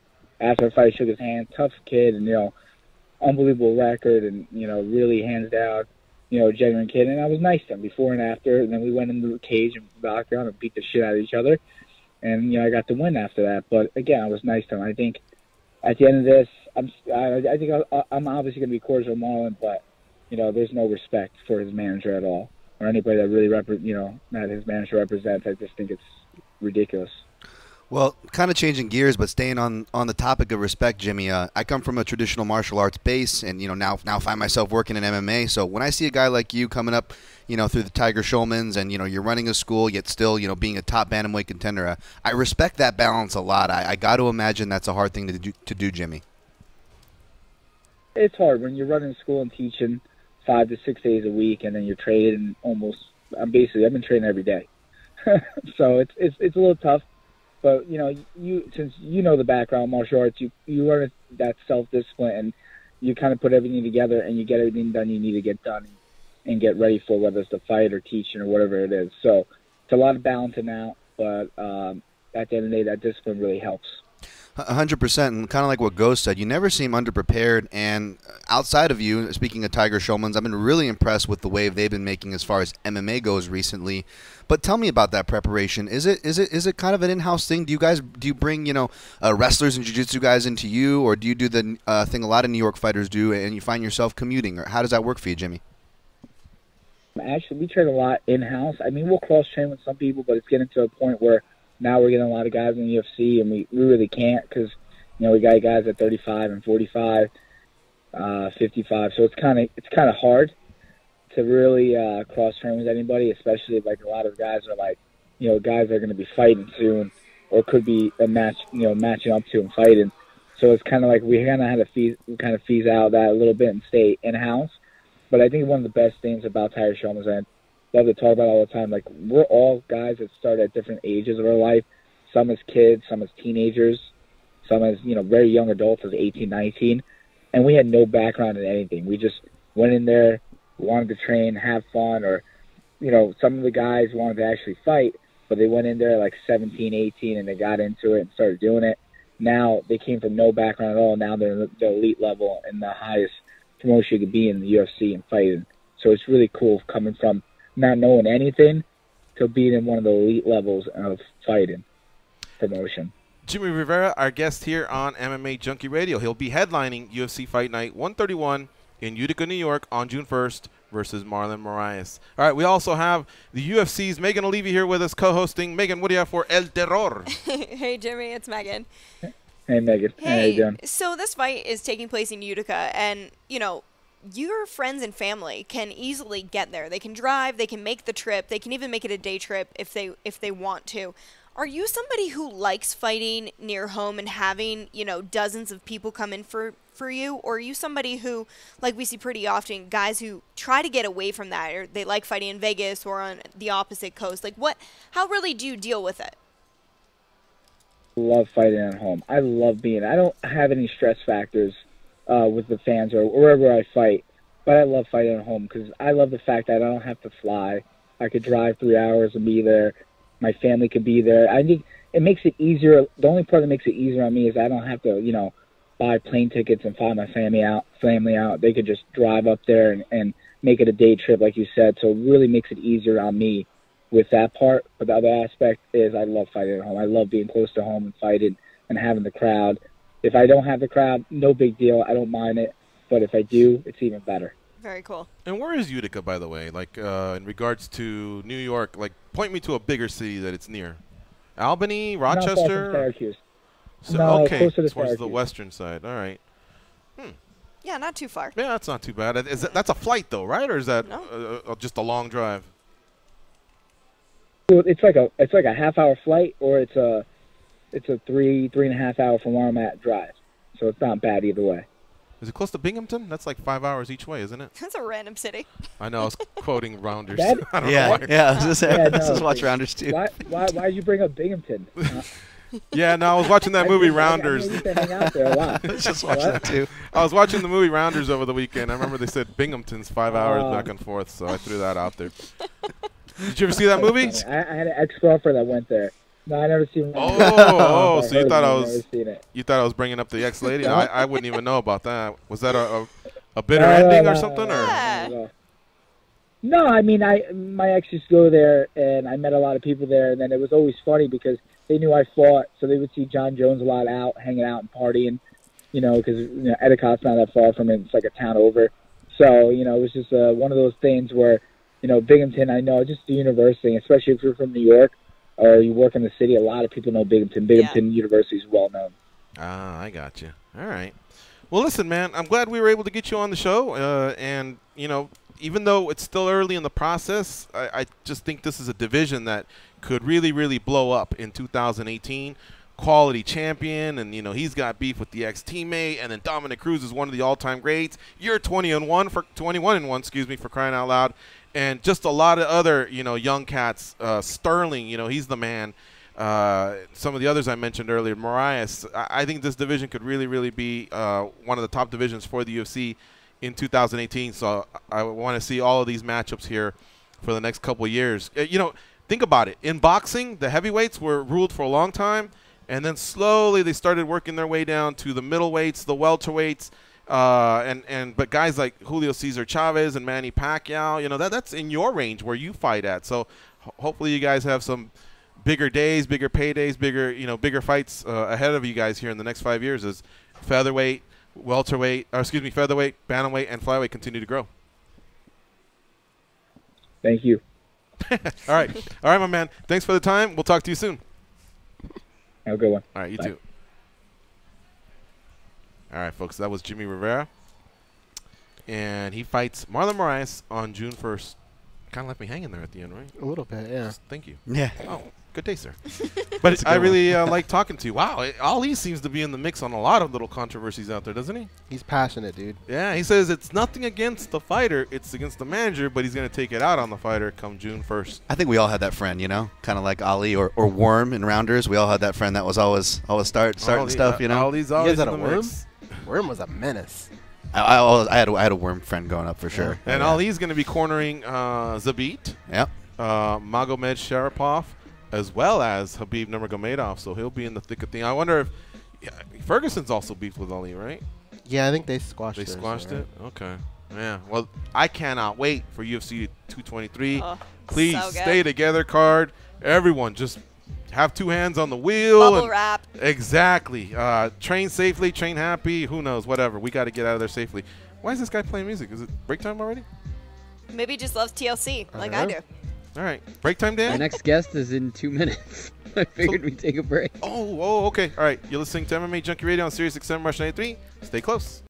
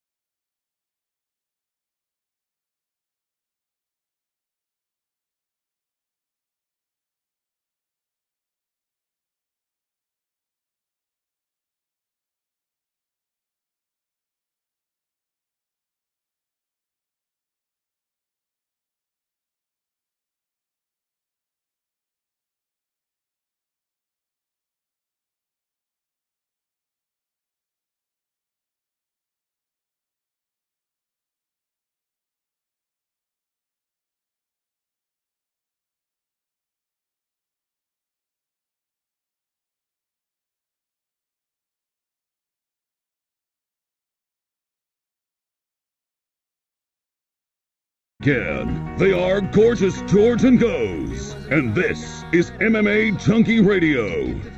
Fantasy baseball season starts Thursday, and SiriusXM Fantasy Sports Radio can help you win. Whether you need advice to prepare for your draft or need help setting your lineup, their baseball analysts have the information you need. From news about injuries and position battles to player projections, draft strategy, and interviews with people closest to the game, everything you need to win your fantasy baseball league, it can be heard on SiriusXM Fantasy Sports Radio, Sirius 210, XM87, and on the SiriusXM app by searching Fantasy Sports. That SiriusXM app also houses the MMA Junkie Radio Show, commercial-free and in HD quality, so check it out if you ever miss portions of the show. All right, our next guest is Jake Ellenberger. I really like having Jake on. Goes not so much, but I really, truly enjoy having Jake on. I'm looking forward to it. You can follow him on Twitter at Ellenberger MMA. He had a fight coming up until about 48 hours ago when Brian Barberina dropped out, and it had just gotten announced, so something random must have happened. So now maybe Jake can break who his new opponent will be, or if he's still awaiting a new opponent. He joins us now on the hotline. What's up, Jake? How you doing? Good to have you back, pal. Good. Hey, thanks. I'm good. It's good to hear from you guys. Yeah, you too. So let me tell you, I've got Goes here with me, Dan Tom, our fight analyst, and Megan Olivi from the UFC. We're excited to talk to you. Your fight fell apart over the weekend, right? Is that final? He's out completely. You have a new opponent? I know what's up. It was one of those. The Matt, of course, Sean called me, and then I agreed to the fight, and we. Maybe he was unaware of the date or something. Maybe he just agreed on fighting me. I'm not really sure what happened, but yeah, apparently there was a mix-up, and he wasn't going to be ready by June 1st. So they just asked me if I wanted to wait or if I just wanted to. And I said I'm ready. I'll be ready June 1st. So I'm still in the card, and I'm waiting for confirmation of who. When Sean calls you back, who are you hoping he says is your opponent? Yeah, you know what, man? It's I don't know. I've had just such an introspective look, at myself and in preparation and being ready. I can put myself in the best possible scenario. I can do everything my way and really just be honest to myself, have those honest conversations with myself, and I think once you do that, and once you put it all out there, whatever happens. But I think there's been some times in the past where maybe we haven't been completely honest with ourselves, or maybe we haven't had those challenging conversations. But I'm in a great spot. I'm in a really good spot. I've been training consistently for about 4 months, and it's just a different vibe right now. It's a different. I feel great, and. As far as who it's going to be, that doesn't matter as much to me. It's where I'm at, it's where I'm at and where I'm going, and feeling 100% to get in there. But for sure, you're fighting June 1st in Utica, New York. Yes. Okay. Yes. All right. So Barberina wasn't so much an injury. In fact, there's nothing clear about that, right? Just so people know, the date's not feasible for him, and that's what you heard. Yeah, I'm really not sure how it got mixed up, okay. But they came to me with Barberina, and so when they gave me the date, maybe they didn't tell him how it was going to be June 1st, or I'm not really sure what the mix-up was, but I guess he wasn't going to be fully healed from something or ready by June 1st, so that was kind of the mix-up. So you haven't fought. I'll still be on June 1st. Okay, sorry to interrupt. By the time you fight, it'll be about 14 months. Was that any of that by choice, or is it just hard to get a fight at times because of the congested schedule? More so by choice. I think it was, it was good to get a little time away. It's good to get a little bit of, just get away and kind of, just be you. Enjoy the family, enjoy life. So it's one of those. And getting back to enjoying what you do, enjoying training, enjoying fighting. So it's kind of nice to get a break. It's always nice to hit the reset button. But for me, it was like I said, I'm in this. I feel like I'm in this position for a reason. I'm in this place, and it's like things, you know, it's easy to get complacent in kind of like in just going, I should say, maybe just doing things like in a you know, and maybe not the, I guess what I'm trying to say is like the challenge, you know, the challenging times are really what's going to test you. It's really going to test you yourself and who you are. You know what I mean? How you're going to come back. So yeah, for me, it's been good. It's been good to have time away, good time to reflect, and you know, I feel I'm excited now. I feel better than I have in years, to be honest. Did it take you a while to get over the previous loss? You know, was that something that like you needed time to cope with, I guess, a little bit? Mentally and psychologically is what I mean, more than physically. Sure, for sure. Yeah, I would agree. It just, you know, it just takes time. It's one of those things. You know, shit happens. It's a crazy sport, man. This shit is crazy. Like, you know, we go through so much hell and suffering to get to do what we do, and you know what? I'm not gonna. It's like you can't sugarcoat it. I'm not gonna. You know, I'm not gonna try to cover up what happened or cover up, you know, what it is. It's like we literally go through hell and a lot of suffering to get to the point of competing and fighting, and you know what I mean. And like I said, the more honest we are with ourselves, and I feel like that's what's gotten me a little bit, maybe hit a little bit of turbulence in the past, is maybe I hadn't been completely honest with myself as far as did I do everything I could, or did I give my best as far as preparation, training, stuff like that. And now it's like I'm in a place where like completely I've put every single thing out there, I put everything into what I'm doing, and it's kind of re-energized, like I have a new passion. It's like I enjoy, I look forward to going training. You know, like I said, it's hard when you don't look forward to doing things, you know, to whatever it is. But you know, for me, it's one of those things where the more you dig deep and ask those hard questions to yourself and figure out why you're doing what you're doing, and then you know, it's kind of like, you know, it's like you got to go through the dark times to get over that mountain. So it's kind of just where I'm at. Jake Ellenberger, our guest here on MMA Junkie Radio. All right, Goes, what do you have for the Juggernaut? Jake, we were talking a little bit yesterday about how different your life is now, where early on in your career, like right now, if you go to your social media, we could see you training with some of the best fighters 1 second, and then the next second you're holding a baby, and then the next second you're at Disneyland, and then you're getting hit by one of the best fighters in the world. That balance, can you talk about how different that was training-wise early on, and now all the adjustments you've had to make? Yeah, you know, I mean, the balance is important. It's important. You know, I think I said that. I think I said this. Maybe it's when I first had James, my son.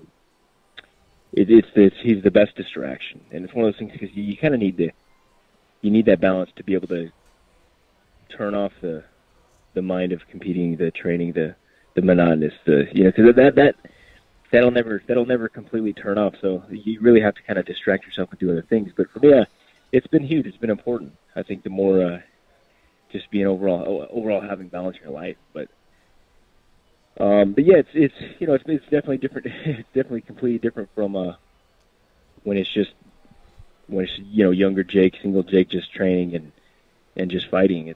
But I think there's also more distractions in that. There's more problems. It's more problematic. There's a lot more room for error. So I feel like now, just, you know, I really enjoy where I'm at now. I really love what's going on. You know, with the balance with my family, everything's going well. So I think it's important though. It's important to have that balance. You know, the one thing that we've always admired about you is you've always tried new things, different camps, different styles of training. You've gotten up and moved. George told the story the other day that you told us once on the show about how you just rented that small apartment just so you could go back and forth between LA and Orange County. Can you maybe give us an idea, in your career, what percentage of your winnings would you say you had to reinvest in yourself and into your own training? What do you mean by like kind of make changes? Yeah, like, you know, a lot of people don't talk about how much money actually gets reinvested in your own training, having to, You know, like little things like that, like you having to get an apartment in L.A. when you live in Orange County. It's only 40 minutes away, but with traffic, it's like 2 days, right? Yeah, yeah. Yeah, no, it is. It's important. I mean, I think, I've kind of seen both sides. That I'm not, you know, I have made, it's kind of just knowing the better, the more you get to know yourself, the more you know what works for you, the more you can get in the routine. And, you know, I mean, I think there is something to be said about, you know, change is not always good. It can be good. You know, change of scenery is always nice. It certainly makes things a little more enjoyable. But, you know, it's definitely kind of knowing what works for you and making adjustments. And having gone through that. But, yeah, as far as, like, continue to reinvest, it's the same thing, like everything with your future, especially with your whatever you're passionate about. If you have to continue reinvesting in, if that's your goal. But you know, like I said, we live in a day and age where it's so easy to get distracted. There's so many distractions everywhere. You know, whatever it may be. But there's also less room for error. Hey, so Jake. I feel like it's the more you can focus. Yeah. Oh, sorry. Go ahead. No, finish, please. Oh, I was saying it's just, the more you can hyper focus on where you're going and and continue to reinvest. I think it's where you're going to see results. 100%. I just had a question, Jake, on training locales and locations while we're speaking of it. Now, you know, you've trained, obviously, the Rain Training Center, which was a nice amalgamation of high talent. You had high-talent fighters that even as coaches like Mark Munoz. You've trained at Kings, where you got Master Rafael Cordero and all the talent there. Now, I look at your social media and training a lot at the Rufka Gym, which just seems like whether it's coaches or fighters, it's just kind of a high-talent magnet. How has that experience been training with all the different types of faces and bodies that you get in there? Yeah, it's good. It's good. I really enjoyed working with Jason Perillo. He really understands the fight game, and I think it's been great. Like I trained with Bisping a lot before he fought GSP, and I kind of really got to know Perillo on a deeper level and understanding his philosophy and how he approaches the fight game. And I just gained a lot of respect for him. And so the more I've worked with him, the more I enjoy the way he views, because he's such a straight shooter. He's such an honest guy and no nonsense kind of guy. It's really kind of the people that I enjoy working with, and that's the atmosphere he's built in the gym there at Ruka, and so it's been great. I mean, that's kind of people I want to be with, like people that are not gonna, you know, the people that your true friends are gonna tell you what you don't want to hear. You know what I mean? The good coaches, people that want to see you progress. There's no BS. There's no sugarcoating. They'll tell you exactly how it is. And you know, I know for me, that's just the people I got to be around. 100%. And Perillo's definitely a guy from interviews to the kind of proof he's put in the pudding. He's definitely a guy that deserves a shout. So that's good that you shouted him.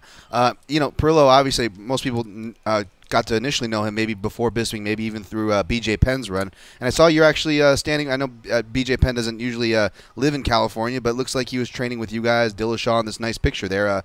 Question, Jake, did you used to train with BJ Penn for any of his camps, like the Rory Mack camp or the John Fitch camp, or am I imagining things?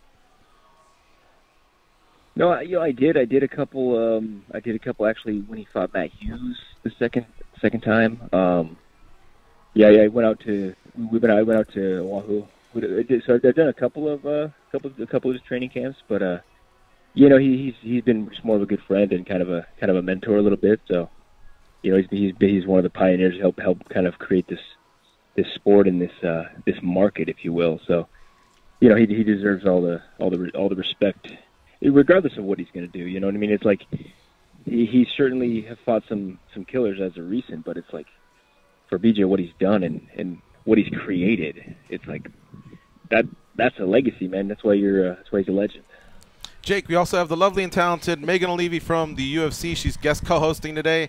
What do you have, Megan, for Jake? I was waiting to talk to Megan. Oh, my gosh. I was hoping these guys would be done. Oh, Jake, you're the best. No, I was just looking at your record, and you're going into your 45th professional MMA fight, which is not a number that we usually hear when it comes to active fighters on the roster. Like, how do you feel like you continue to just like reinvent yourself and still find not only the victories in the octagon, but also the passion within yourself to continue to get up in the morning and actually train, which I think, you know, talking to all these fighters might be harder than going out there just to compete. No, it really is.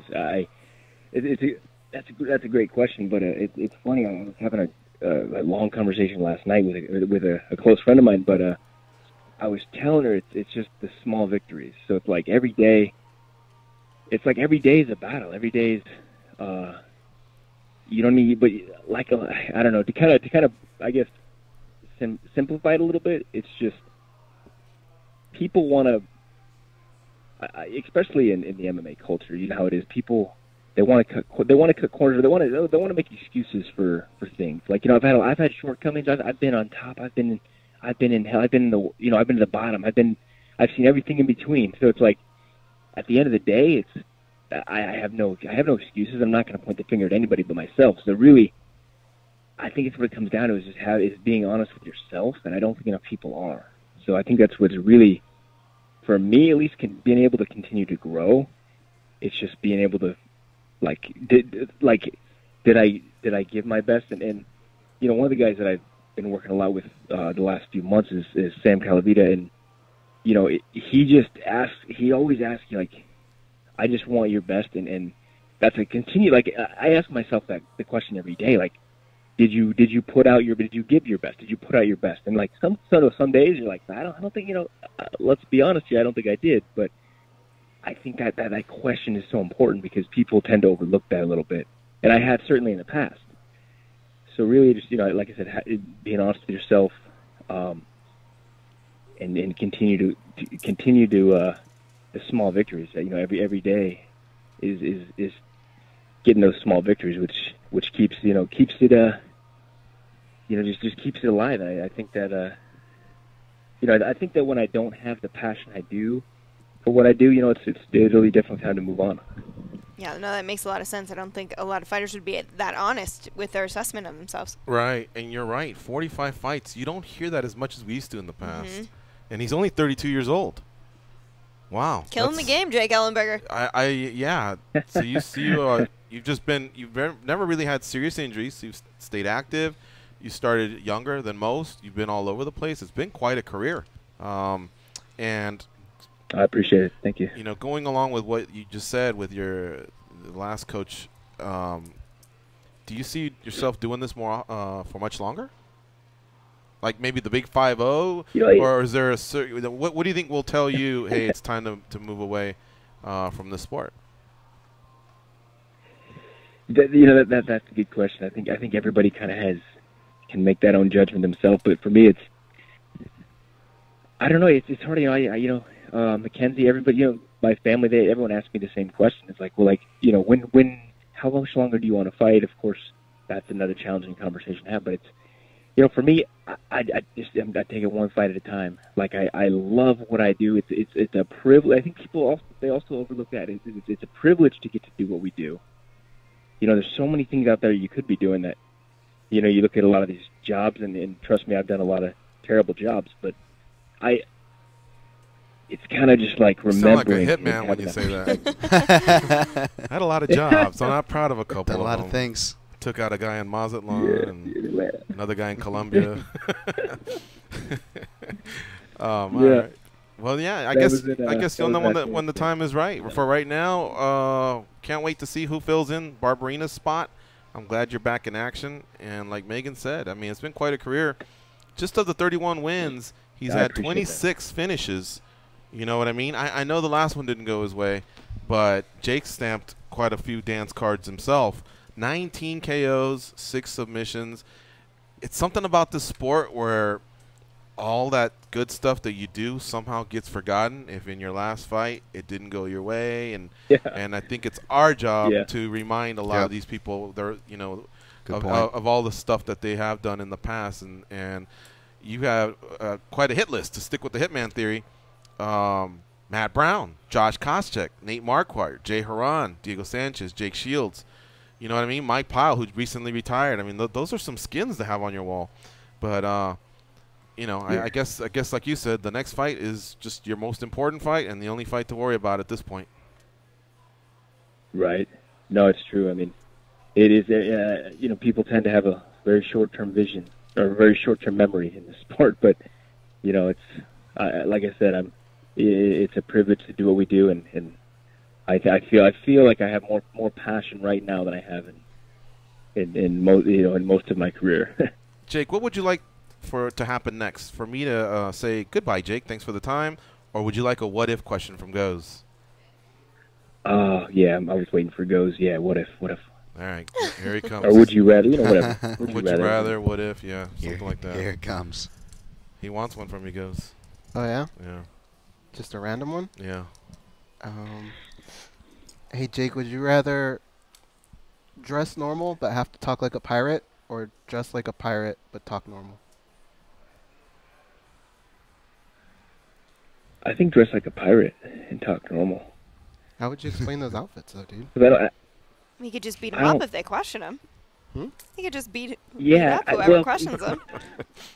Megan had that question way too quick, almost like she's pondered this before. Well, I don't think a lot of people. I agree. I don't think a lot of people will call you out on what you're wearing, or they might be like, "I'm not. Don't talk to that guy," or they'll walk. You know, they'll walk across the street to miss you. But I don't know. But yeah, you know, it's easy to explain. Jake, would you rather be handcuffed? Next time I come there, I'm going to wear a pirate. Oh, Jake, stop it with that. You know what? Stop it with that. I've spotted you in Vegas about 20 times in the last 2 years, and every single time you just left, you're on your way out, you can't do it. You avoid us like we're the plague or something.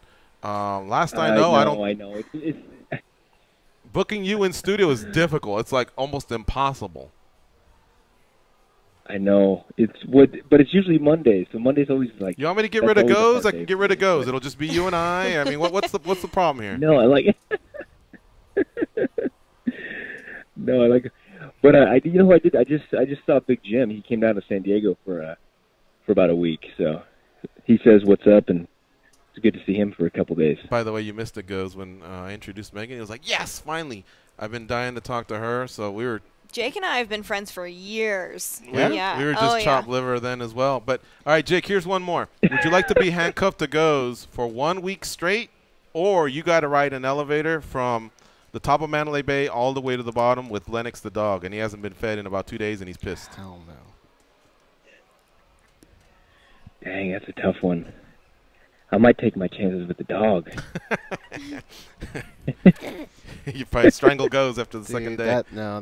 That dog was so fierce. He's like on steroids or something, huh? Dude, he had a 6-pack when they rolled him over. Yeah. Dogs don't have 6-packs. Yeah, that was a mean dog, man. Anyway, all right, Jake. It's always fun to catch up with you, bud. Thank you for the time. I hope you get fight booking soon on that card, or maybe just a few weeks later in Vegas, whatever. You know we'll always be rooting for you, bud. Oh, thanks, guys. Thanks, George. Okay, take care. We'll see you. That is Jake Ellenberger. Follow him on Twitter at Ellenberger MMA. Cool. All right, did you give one to Megan? Yeah. Sure All right. did. All right. So, Megan, I don't want to run out of time without asking you about Joe's return to the Octagon. Yes.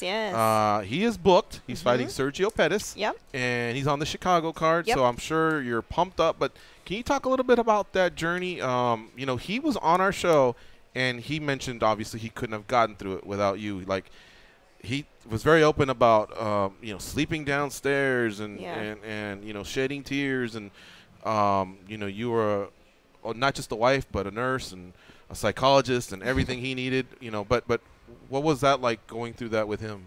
You know, well, he's very kind to me, but that's just what you do if you love somebody. You would have done the exact same thing if it was reversed. But, you know, it was hard, but kind of like Jake just said, where you have to find the little victories. We found a lot of little victories throughout the way. You know, it was hard because it took a while for somebody to accept a fight, and then Ben Nguyen did, and then Joseph got hurt right before the fight. So, you know, he had already sat on the sidelines for like 6 months before he could get another fight. So there was already that challenge. Then you tear your ACL, and then during surgery, they found out it was way more than just the ACL. So basically, we just had to find whatever victories we could, you know, whether it was he started to bend his leg 10 degrees, or he got the brace taken off after 8 weeks, or he could drive.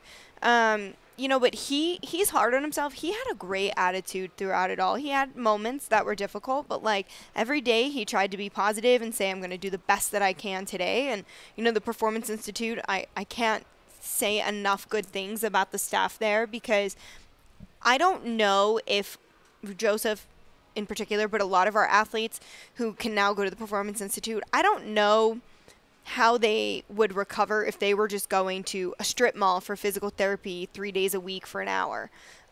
You know, at the Performance Institute, they're having meals, they're seeing people, they're being social, they're getting this one-on-one attention. You know, 4 days after his surgery, he started physical therapy on his knee, but then they're working on his upper body strength and his other leg to make sure he's doing stuff. So it wasn't just an hour of PT, it was PT and then strength and conditioning and then underwater work or whatever it may be. So, you know, it was definitely a challenge.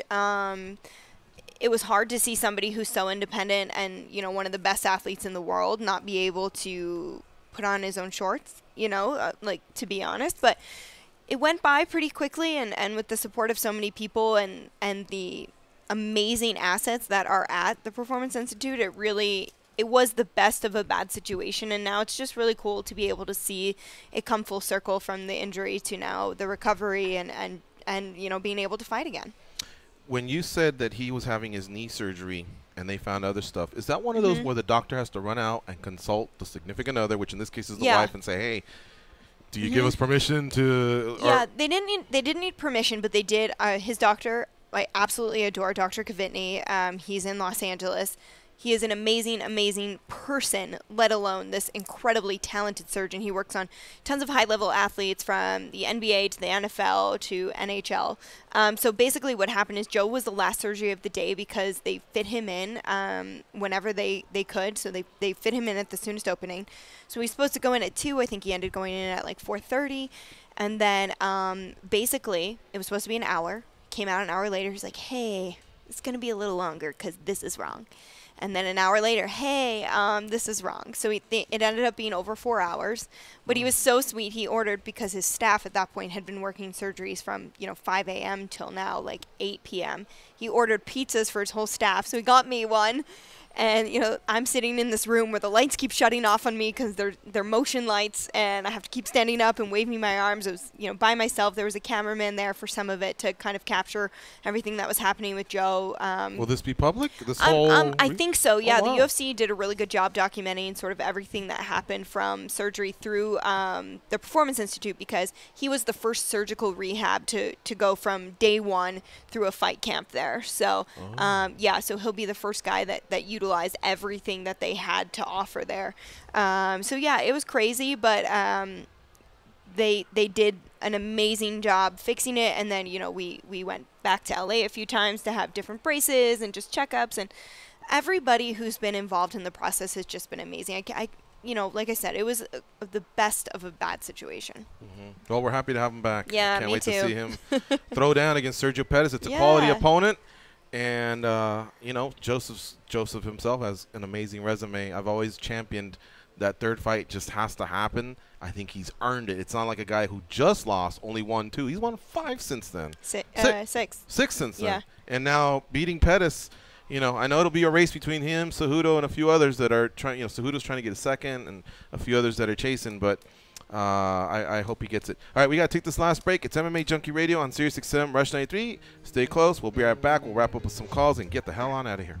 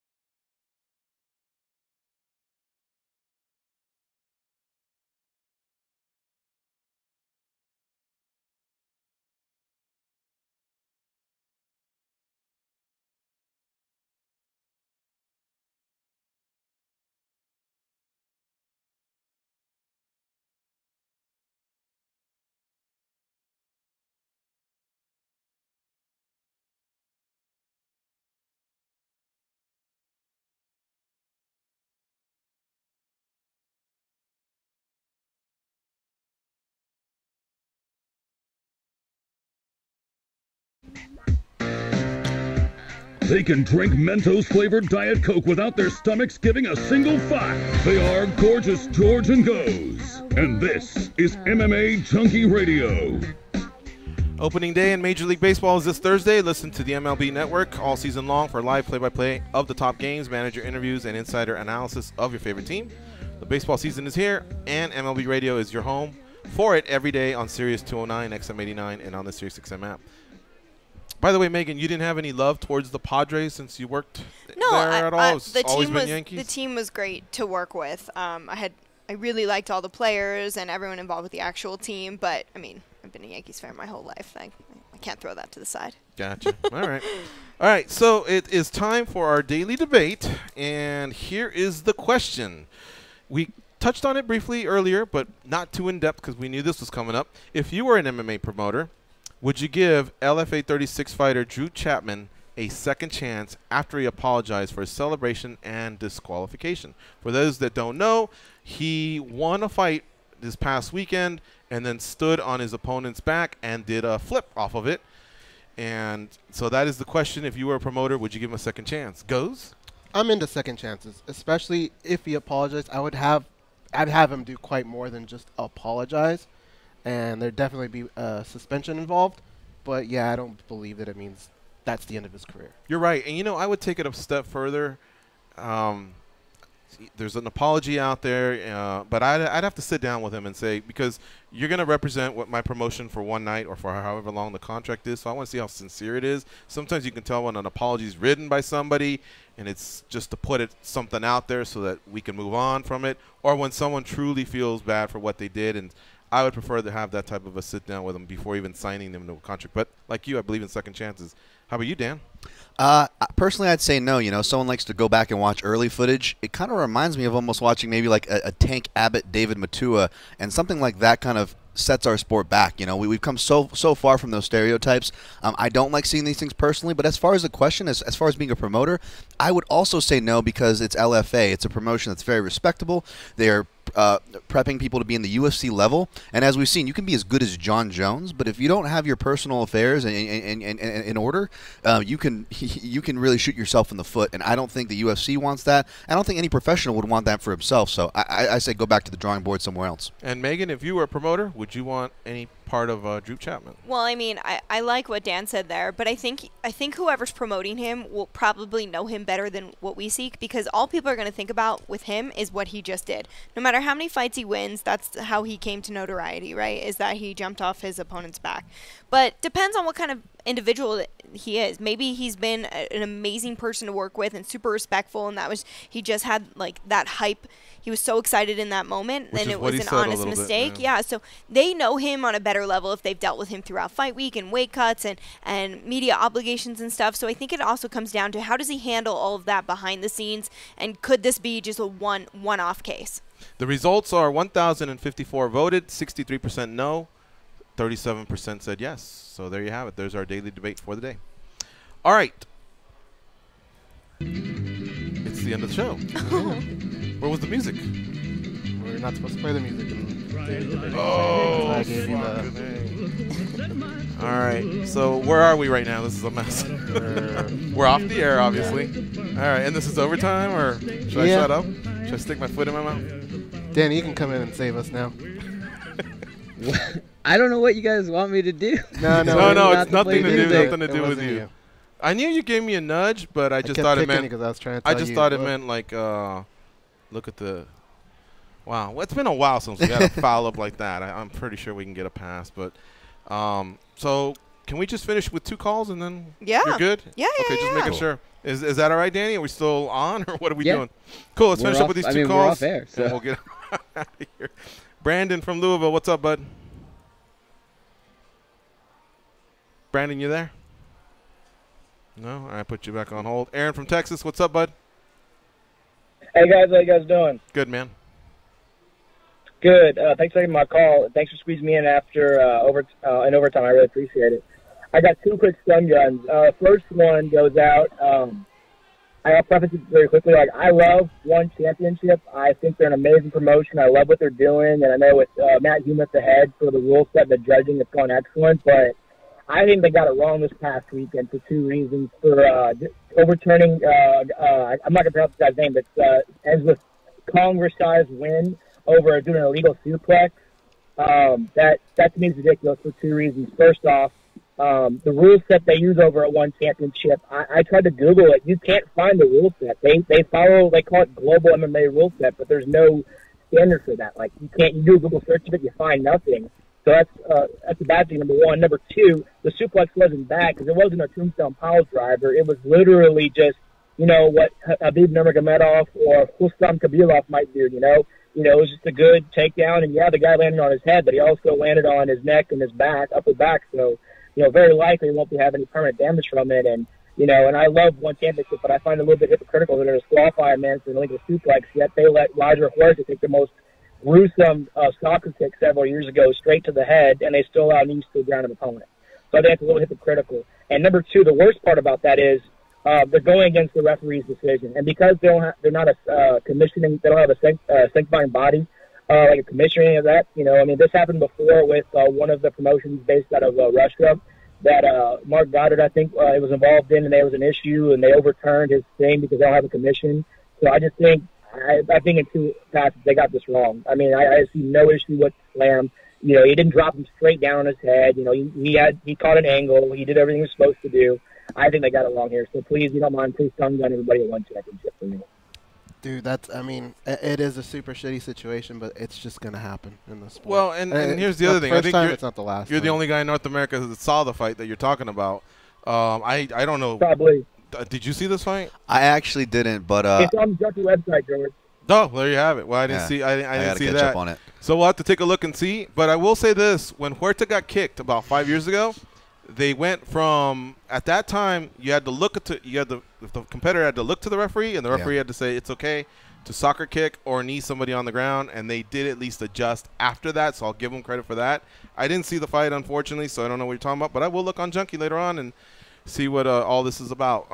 One Championship, I think, has established themselves as a league that looks out for their fighters. Especially with their weight cutting rules. We met their doctors here in studio before. Probably, like Go said, it's just something random that happened, and it just didn't look good. I got you, George. I got you. I saw that, and I saw it posted on Junkie, and I was like, I had to say something. So I'm going to send it to you right now. I'll be your Facebook Messenger, and you can send it out if you need to. All right, bud. Thank you. Easy, Aaron. You have a good day. All right, see you. Later. All right, we lost our other caller, so that is the end of the show. Megan, thank you so much for stopping by and co-hosting. It was fun talking to you and learning a little bit more about your job in the first hour, the stuff that goes on behind the scenes. You have grown tremendously in your role as a host and as a reporter. Congrats for the runs you've had in L.A. I think that's 2 now, right? Yep, I'll be on there for the Atlantic City card by the as way, well. you're a little hard on yourself. I don't understand. I remember seeing it on social media. There was something that you took hard. Not that I watched every single minute of when you were on, but when you were on, everything seemed okay to me. So I'm a perfectionist, so I want to be the very best at every single thing that I do. And if I'm not, it's very hard for me to handle. So, you'll see me there April 21st again for that Atlantic City card, and I'm sure I'll be closer to perfection as I can be because I hold myself to such a high standard. What can you share real quick? What was it that you weren't too thrilled about, or was it public or something? No. There's just one toss that I actually, myself and the producer, were on 2 different pages. So what he told me what he wanted, but I thought it was something else. So it was just like a quick 10-second hit that I'm sure nobody really noticed, but haunted me for days. So, really? Oh yeah. I'm that person. Like when it comes to work, like it has to be the best because I feel like I owe it to myself and I owe it to the fighters who are competing. So, and everybody works behind the scenes producing. So, yeah. You know who else I liked is Chris Weidman, and a lot of people aren't as big of a fan of him on that desk. But for some reason, I like that he just kind of keeps it real and quick, as opposed to the others that might. It's not an easy thing to do. I mean, that was both Chris and I's second time on the desk, and it's very, very, very different than anything else that you do. So even though he's been an analyst before or has, done some local shows or whatever, it's not the same thing at all. And each show, the weigh-in show is different than the pre-show, than the post-show. So, it's a lot to handle if you aren't a broadcasting professional. So I think he did a great job. He doesn't have as many reps as everybody else. It's all about practice. All right. We are out of here, folks. We'll see you. I was trying to finish before I started the song again. But all right. So with that said, thank you to Megan Olivi. Follow her on Twitter at Megan Olivi. Thank you to Jimmie Rivera for his time. And then thank you to Jake Ellenberger. Tomorrow we'll have Michael Chandler on the show. Did we confirm our other guy? Or? Not yet. Not yet. Okay. And on the other guy's Wednesday, confirmed for Wednesday. on Wednesday's show, we'll have King Mo, Jimmy Smith, and Eddie Alvarez. So lots planned here on the MMA Junkie Radio Show. So for Megan and Goes and Dan and Danny back east, I'm George. Have a nice day. Go out there and be champions.